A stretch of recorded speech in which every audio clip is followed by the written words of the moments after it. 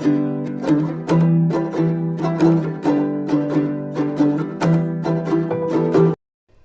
Hello friends, welcome back to Kumbakonam savouries. நாம் இன்றைக்கி நம்மளோட சேனலில் நம்மளோட பாட்டி அம்மா எல்லோரும் யூஸ் பண்ணின கல்ச்சட்டியை பற்றி தான் பார்க்க போகிறோம். இது கும்பகோணத்தில் நிறையா கிடைக்கும். கும்பகோணத்தில் எங்கே கிடைக்கும், எப்படி வாங்கலாம், எப்படி பார்த்து வாங்கணும், அது எப்படி யூஸ் பண்ணணும், எப்படி சீசனிங் பண்ணணும், இன்னும் கல்ச்சட்டியில் என்னென்னலாம் கிடைக்கிறது அப்படிங்கிறத பற்றிலாம் நம்ம பார்க்க போகிறோம் இந்த வீடியோவில். இந்த வீடியோவை ஸ்கிப் பண்ணாமல் பாருங்கள். இந்த வீடியோவோட கடைசியில் நான் இந்த கடையோட அட்ரஸு, ஃபோன் நம்பர் எல்லாம் கொடுத்துருக்கேன். நீங்கள் கும்பகோணம் போனீங்க அப்படின்னா கும்பேஸ்வர சாமி சன்னதிக்கு போகாமல் வராதிங்க. அங்கே ஃபுல்லாகவே இரும்பு பாத்திரங்களும் கல்ச்சட்டிகள், கொலு பொம்மை இது எல்லாமே கிடைக்கும் அங்கே. அதே மாதிரி அங்கே இருக்கிற ஒரு கடையை பற்றி தான் பார்க்க போகிறோம் இன்றைக்கி. அங்கே கும்பேஸ்வர சாமி சன்னதியில் இருக்கிற ஸ்ரீ சரவணா ட்ரேடர்ஸ் அப்படிங்கிற ஒரு கடையை பற்றி தான் பார்க்க போகிறோம். வாங்க பார்க்கலாம். அந்த கடையோட உரிமையாளரே நமக்கு அதை பற்றி விவரிக்க போகிறாரு. இப்போ நம்ம வீடியோவில் பார்த்துட்டு இருக்கிறது தான் அந்த கடை, ஸ்ரீ சரவணா ட்ரேடர்ஸ். வாங்க நம்ம அந்த கடை உரிமையாளரையே சந்திக்கலாம். அவர்கிட்டயே நம்ம இங்கே என்னென்ன கிடைக்கும், எப்படி நம்ம உபயோகப்படுத்தணும் அப்படிங்கிறத பற்றி அவர்கிட்டயே நம்ம கேட்டு தெரிஞ்சுக்கலாம். வாங்க. வணக்கம் சார். வணக்கம், என் பேர் சரவணன். கும்பகோணம் கும்பேஸ்வரர் சன்னதியில் நம்ம கடை பேர் ஸ்ரீ சரவணா ட்ரேடர்ஸ். பார்த்தீங்கன்னா இருந்துட்டு வீட்டு உபயோகப் பொருள், இந்த மாதிரி பித்தளை பூஜை ரூம் ஜாமான் எல்லாமே நம்மள்கிட்ட இருக்குது. பாருங்கள், இப்போ என்ன நம்ம இன்றைக்கி பார்க்க போகிறோம்னாக்கா பற்றி பார்க்க போகிறோம். மாக்கள் சட்டி பாருங்கள். இதெல்லாம் இது எப்படின்னு கேட்டிங்கனாக்கா ஃப்ரை பண்ணுறதுக்கு, இந்த மாதிரி சட்டி மாடலில் வாங்கினீங்கனாக்கா இது ஃப்ரை பண்ணுறதுக்கு அது மாதிரிலாம் வாங்கலாம். வச்சு இருக்குது. இதே மாதிரிலே இது பாருங்கள், வெறும் இந்த சாம்பார் வைக்கிறது, மோர், இட்லி மாவு ஊற்றி வச்சுக்கிறது, இந்த மாதிரிலாம் வேணும்னாக்கா இந்த பாருங்கள்.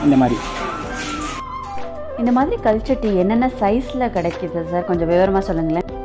இப்போ பார்த்தீங்கன்னாக்கா மாக்கள் சட்டி பார்த்தீங்கன்னா ஒரு சின்ன சைஸு, அதாவது இது வந்து 800 ml கெப்பாசிட்டி. 800 ml கெப்பாசிட்டிலேருந்து கிட்டத்தட்ட 3.5 லிட்டர் கெப்பாசிட்டி வரைக்கும் நம்மள்கிட்ட கையில் ஸ்டாக் இருக்குங்க.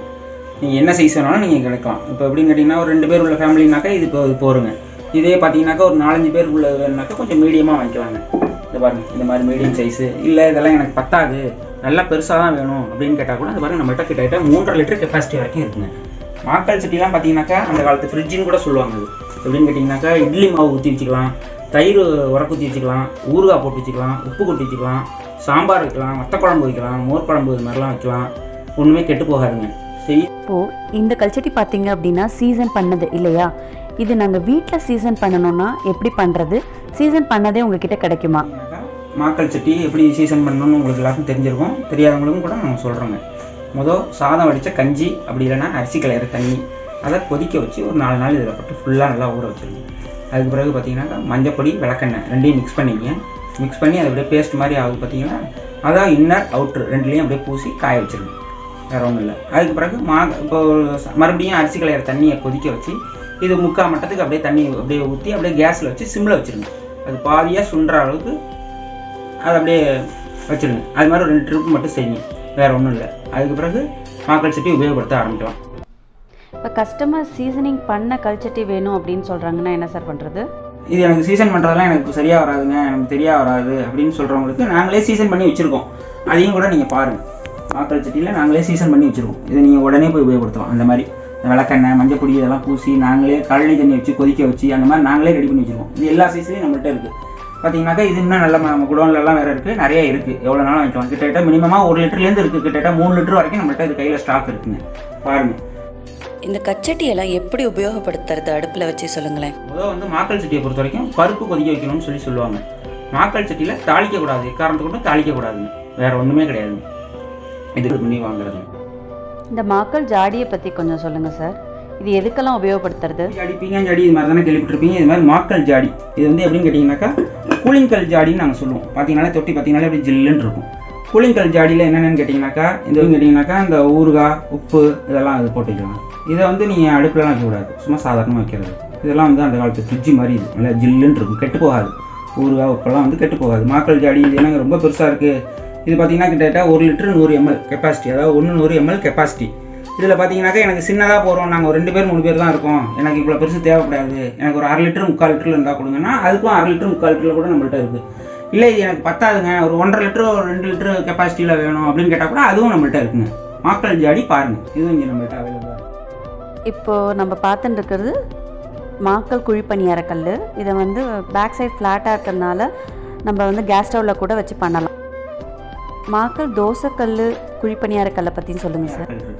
மாக்கள் குழிப்பணியாரக்கல் என்னங்க ரொம்ப சின்னதாக இருக்குது, எனக்கு கொஞ்சம் பெருசாக வேணும் அப்படின்னு கேட்டால் அது பாருங்கள் அதை விட பெருசாக கூட இருக்குது. இது பார்த்தீங்கன்னாக்கா கிட்டத்தட்ட வந்து 7 குழி, இது 7 குழியில் இருக்குது. இதுலேயே எனக்கு 7 குழி பத்தாது, 10 குழி 9 குழி அந்த மாதிரி 12 குழி அப்படி வேணும்னு கேட்டால் கூட அது கூட நம்மள்கிட்ட கையில் ஸ்டாக் இருக்கும். சரி, மாக்கல்ல வேறு என்னென்ன பொருள்லாம் வச்சுருக்கீங்க அப்படின்னு கேட்டிங்கன்னா மாக்கல்ல தோசைகள்லாம் வச்சுருக்கோம். அடுத்தது இப்போ நம்ம பார்த்துட்டு இருக்கிறது மாக்கல்லில் தோசைக்கல். இது வந்து இதுவும் சீசனிங் பண்ணியே கிடைக்கிறது. அப்புறம் பார்த்தீங்கன்னாக்கா இந்த மாக்கல்ல விளக்கேற்றுறதுங்கிறது ரொம்ப ரொம்ப விசேஷங்க.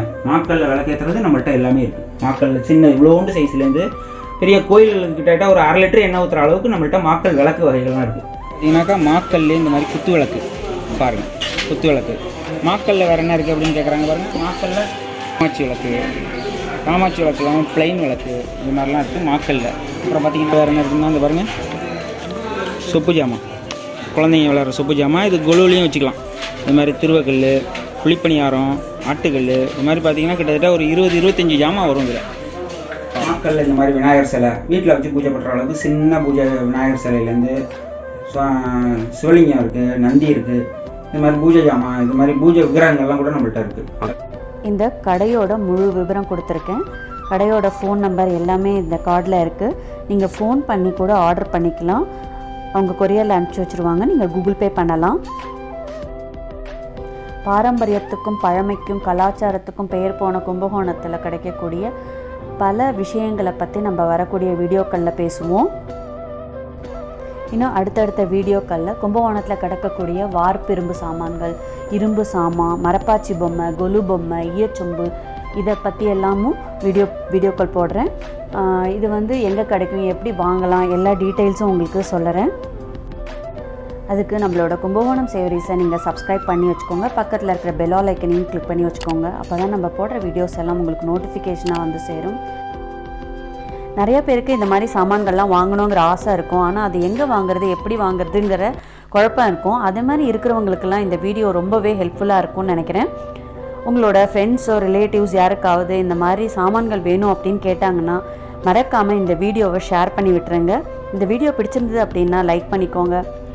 இந்த வீடியோவை ஸ்கிப் பண்ணாமல் கடைசி வரைக்கும் பார்த்ததுக்கு ரொம்ப நன்றி. பழமையை புகுத்துவோம், பாரம்பரியத்தை காப்போம், ஆரோக்கியத்துடன் வாழ்வோம். Thanks for watching.